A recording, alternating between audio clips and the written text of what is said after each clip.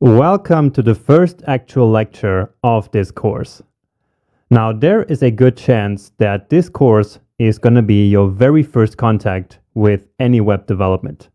And so, before we start writing HTML and CSS code, I think it might be a good idea to actually begin this course with a very high-level overview of this field of web development. So we're going to talk about things like clients and servers, front-end and back-end development, static and dynamic websites, and of course about the core languages and core technologies of web development. And I'm going to explain all this around the process that happens when we open up a web page in a browser. Just keep in mind, again, that this is just a high-level overview, and so I'm going to leave out a lot of details here. This is really just so you get familiar with some of these concepts and terms that all web developers know before you start your own journey. But anyway, let's say that we're trying to access a web page in our browser at omnifoot.dev. And by the way, this is actually the website that we're going to develop throughout this course. Now, what happens as we try to access this page is that our browser will send a request to the server where this page is hosted on the internet. So each and every website is stored on something called a server, which is basically a computer that is connected to the internet and is able to receive requests like this one. So again, when we browse to a certain website, our web browser will send a request to the server where the website is stored, so where it is hosted. Then, when the server receives the request, it will take all the files that make up the website and send them back to the browser. And so we say that the server sends a response to the browser, which essentially contains all of these files that the website is made of. Now, as you can see from these file extensions, we have some HTML, CSS, and also JavaScript code here. And these are precisely the three languages that browsers can understand.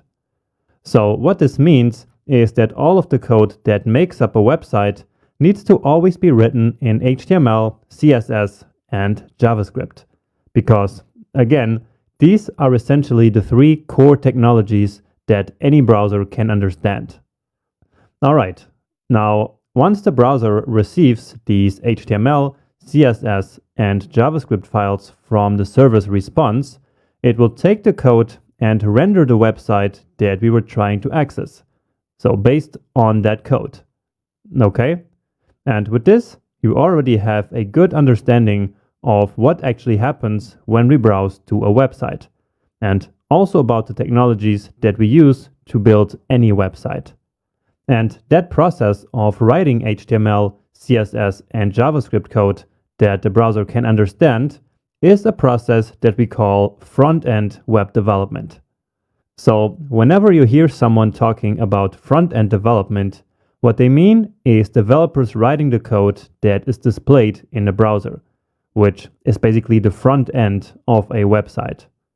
And in fact, this is essentially what we're going to learn in this course, or at least the very, very fundamentals of front-end development, which is learning HTML and CSS. Now, just as a side note here, whenever the files that make up the website are simply stored on the web server and are then sent to the browser as they are, we say that we have a static website. Okay? And this will make a little bit more sense in a minute when we talk about what a dynamic website is. But for now, just keep in mind that a static website is basically a website where the files are simply sent from the server to the browser as they are, so without any transformations. All right? So I hope that from this, you learned what front-end development is, and also about the three core technologies that make up any website.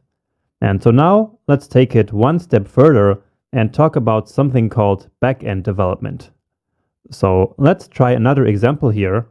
And this time, let's try to understand what would happen when we try to access a website like udemy.com.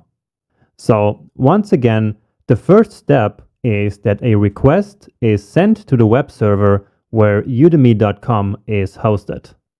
Now, why is a website like Udemy so different from something like the static Omnifoot website that I showed you earlier? Well, a complex site like udemy.com is really completely different from a static site because there is a lot of content that is always changing all the time. Like on Udemy, there are always new courses and new reviews being added to the site, new ratings and new course length are calculated, for example, and really a bunch of other things like that are always happening. And so in order to make a system like this work, udemy.com needs a whole application running on the server, and they also need a big database, which basically contains all the courses and all the reviews, all the users, and really all the content that is being displayed on their website. Now, to do all this, front-end technologies like HTML and CSS are simply not enough. So basically, with what you're going to learn in this course, you're not going to be able to build something like udemy.com. All right? So to write applications that are actually executed on web servers, developers use some kind of backend language like Node.js, PHP, or Python. So what these languages do is to take data out of a database and basically assemble that data into the final files that will then be sent to the browser as the response. And this whole process is called backend development because this is basically the invisible part of a website. And so it's the website's backend. Now, in this situation, we say that we have a dynamic website because the website is dynamically assembled from different pieces on the server. And that happens each time that someone visits the website. So returning to the example of udemy.com, in fact, each time that you visit Udemy, a new version of the website is going to be generated from their database and sent to your browser. Now, on the other hand, if Udemy was a static website, then the website files would already be sitting on the server just waiting for someone to access them. Okay? So that's the big difference between static and dynamic.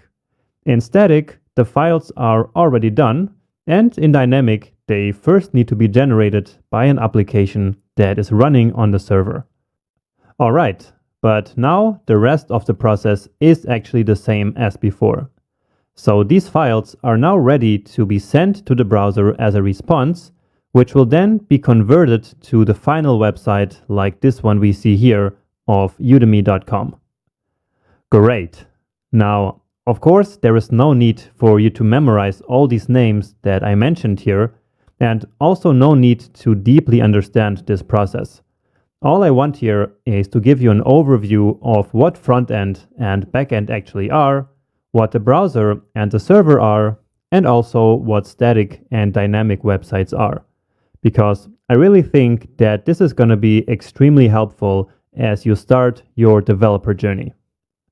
But now, just to finish, let's take a closer look at the three languages of the front end.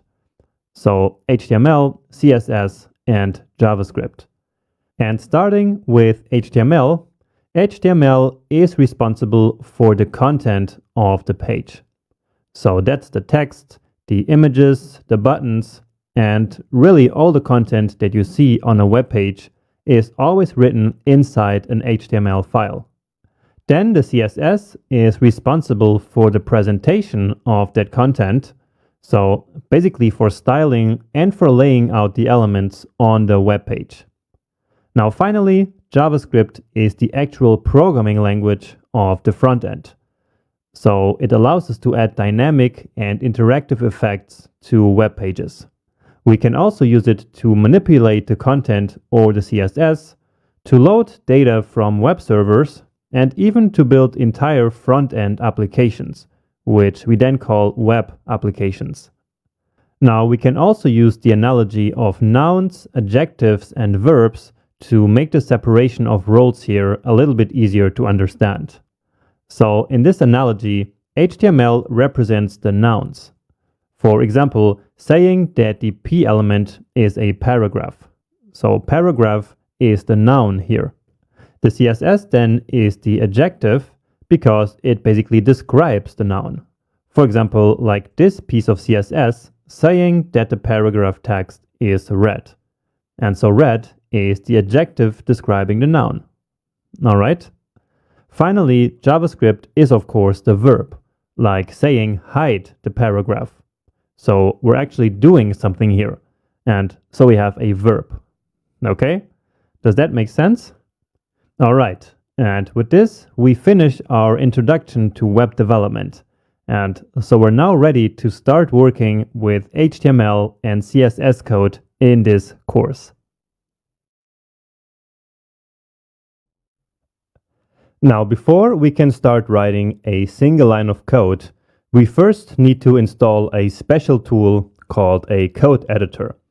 And a code editor is essentially a special software that allows us to write programming code like HTML and CSS in a very easy way.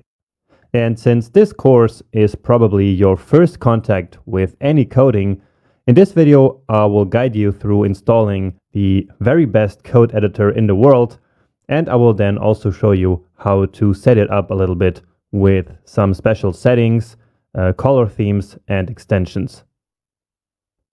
And the code editor that we're going to use in this course is called Visual Studio Code from Microsoft.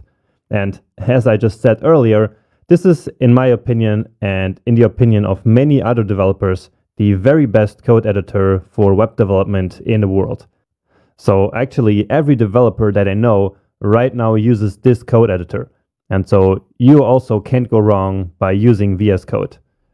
So to download it, just go to code.visualstudio.com, or to make it even easier, you can just Google VS Code, and it should then be this very first result. And of course, VS Code is available for free and for all platforms out there. So Mac OS, Windows, and Linux. And so please just go ahead right now and download the installer for your own system. Then install the program on your computer just like any other program. And then once you're done doing that, just come back to this video so that we can set up your editor a little bit. Okay, so I hope that you managed to install Visual Studio Code, or VS Code as we also call it, on your computer. And once you open up the code editor, it should look something like this. And as I said earlier, we will now set up VS Code a little bit to make it easier for you to follow this course. And we will start by installing an extension. And an extension for VS Code is basically just a small piece of functionality that we can download and which makes the editor a little bit better. So we can basically customize the editor to our needs. So you can think of it a little bit like Google Chrome extensions, for example. So it's the same concept. And the one that we're going to install for now is called Prettier. So just search for Prettier, and then it's probably going to be this first result here, because Prettier is an extremely popular extension. You see, it has over 12 million downloads right now. And so just go ahead and click install here and then enable it. And probably you will then have to also reload this VS Code window. Now what this extension does is to automatically format your code whenever you save it. And this is going to be very important so that your code always looks exactly the same way as the code that I am typing in the video. Because that way it will be way easier for you to find any errors or any mistakes that you have in your own code. So it will be easier for you to find and to fix mistakes as you're going through the videos. Okay, and for now, this is actually going to be the only extension that we're going to install. We will just install some more a bit later in the next section. So now let's come down here to this settings icon, then choose settings from here so that we can now tweak a couple of settings. And let's actually start with two settings that are related to the Prettier extension that we just installed. So just come here to the search bar. So searching for the setting name is actually the easiest way of finding them. So just type here default formatter. And so here we actually need to set it to Prettier. So I already have this set, of course, but you will have to go through this list and find Prettier somewhere here. So it is right here. So choose Prettier code formatter, and it needs to be this esbnp.prettier VS Code. Okay, and so now VS Code knows that it should use that Prettier extension that we just installed to format your code. Now, when should it actually format your code? Well, we need to set another setting for that, which is the format on save setting. So it's this one here. And here you need to check this checkbox so that Prettier will automatically format your file each time that you save it. Okay, another one that is very important is the autosave setting. So autosave, we need to set it to on focus change. And what this will do is to automatically save your files as you go to another tab or as you leave the window completely. And so this is very important so that you never lose your edits and so that you don't have to manually save your files all the time.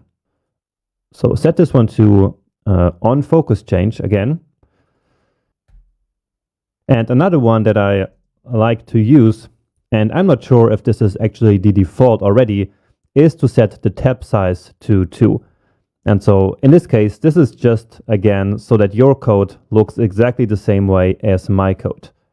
So the tab size is basically just the indentation of the code, and you will know what that means a little bit later once we start writing HTML.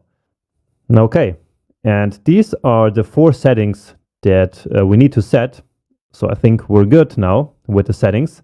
And now finally, let's talk about these colors. So basically we can customize VS Code with a color theme, which will then change the colors of the code editor itself and also of the code. So it will basically highlight different parts of the code with different colors. Now this is just a thing of personal preference. So you can just use the theme that already comes automatically by default with VS Code. But I choose to install a special theme that I believe makes it very easy to read the code, and so for you to follow this course in an easier way. So a color theme is basically just another extension that we need to install, and this one is called One Monokai. So this very first one here, and as you can see down here, it will give our code these kind of colors, and also the VS Code editor itself will have this blue color that you can see already here in this window. So if you want to use this color theme as well to make your editor look exactly the same as mine, then just go ahead and once again download this extension and then set the color theme using this option here. And you can also experiment with some other themes, of course, down here again in the settings icon. And then here in color theme, you can choose one of these light themes or one of these dark themes. So VS Code already comes with a bunch of themes pre-installed basically. And so you can try them out as well. Or if you have another preference, you can also install any other theme that you would like. Finally, there's just one more small thing, which is this file icon theme. So this doesn't really matter, but I set mine to this option here, so SETI. And so again, if you want your editor to look just like mine, you can also go ahead and choose this option. Okay, and with that, we are done setting up VS Code for now.